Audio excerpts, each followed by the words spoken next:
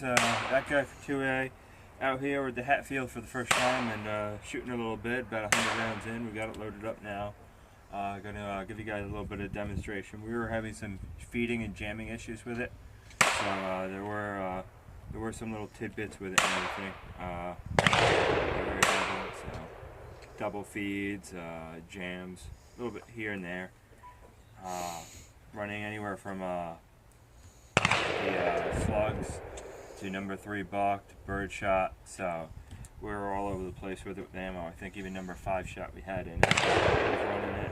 Still running the light piston setup, so a little 20 gauge Hatfield semi-auto. We'll give it another whirl here.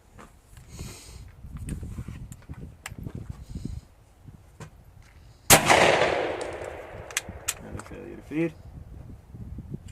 Take the knife, very carefully, use it to press back on that shot. Bang!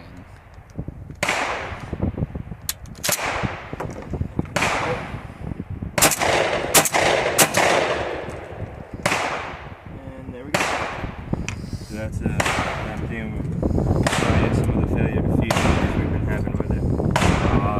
It's overall, I guess, alright for my first semi-auto, first shotgun.